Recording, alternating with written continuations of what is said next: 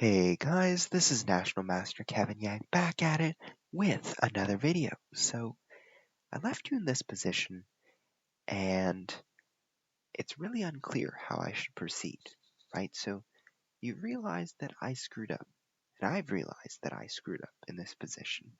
I have two pieces for the rook, which usually is enough because they have great coordination, but I've screwed it up, right?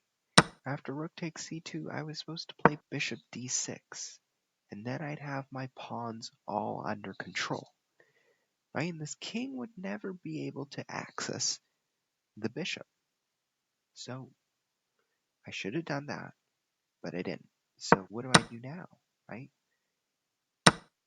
So in the game, this happened, and I was at this moment, and I said, okay, well, the rook is about to take off that b3 pawn, so what happens if I play knight c5? And I calculated, I said, check, king here, d3, king g3, d2, and after, if I play king f2, well, rook f1 loses the game, because then promotion comes next move. So then I looked at knight e4, but then rook e1, so I'd have to sacrifice, and I'm not lost here completely, but I'm pretty much lost. So I said, I can't do that.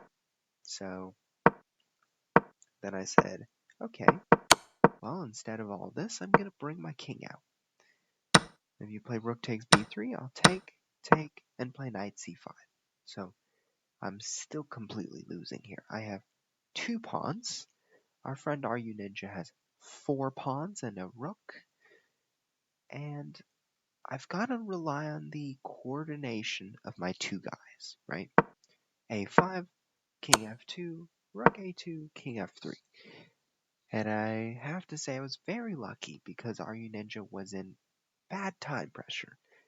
And with bad time pressure comes not so great moves. So this gives me a chance. a4, g4. I'm just securing my pawns, right? Rook d2. Good job. I play king e3.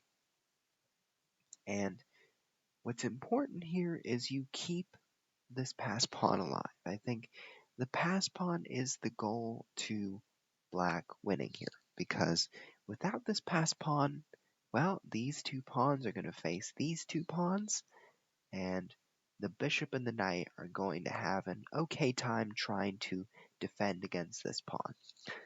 So after rook h2, I was like, okay, I'm back in this.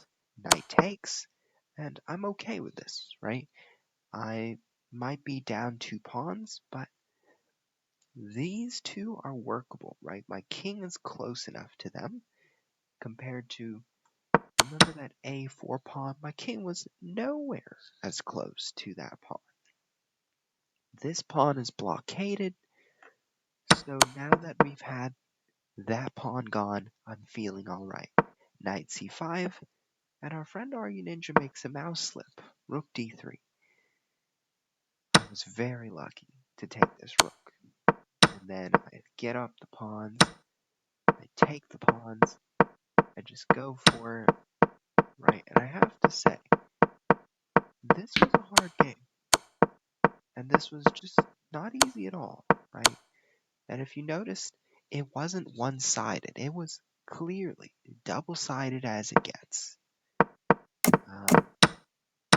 The opening was all good. I mean, Runinja played great. Queen h5. This idea of bishop f1. So here I'm still worse, right? Instead of f4, maybe it was a little bit ambitious. I don't know. Maybe d3 was a good way of thinking about it. But I think after d3, I was thinking about f5, and I wasn't sure, d takes, f takes. I wasn't sure whether I was in the right place, right? Maybe I had knight takes d5 and queen takes b7. I don't know, because, well, I have threats on g7, right? So if knight c7 happens, well, I can at the very least grab another pawn. So it could have been something to consider, but I didn't see it all the way through. So I played f4, and the sacrifice came, and I was on edge. Right? I didn't know if my sacrifice was sound or whether it was rough. So I played rook f1. Notice as a refresher, f5 is probably a very good intermediate move here. Rook f1, knight a4. So at this point, I'm satisfied with my play, right?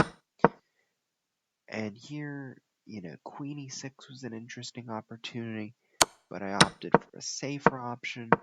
And here, this was the moment I screwed up.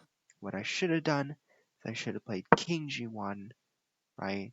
And I should have just patiently waited until my knight got there, right? So for example, I could just be taking these pawns, right? Because there's no real way for this pawn to advance because I have two pieces on it and the rook can get on it, but nobody else can get on it. So that's what I'm saying. I was too impatient in grabbing the pawn.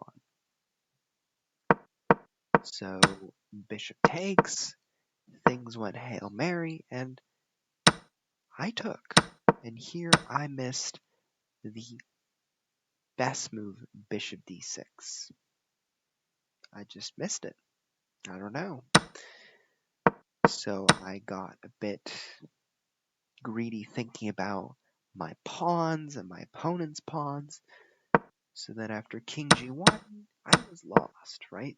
As long as this pawn did enough to disturb the harmony of these two guys, I was toast.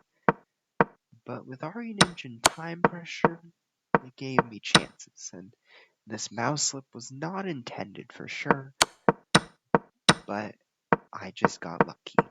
And with that, hopefully you learned, hopefully you grew, and I'm going to be honest, I have very much room left to grow because you can see that even I have a lot of flaws in my play, so don't worry, I'm still growing, I'm still improving, I'll be there with you, I'll be growing. So hope you enjoy the game of chess. Hope you enjoyed everything that I have to offer on this channel, and I'll see you next time.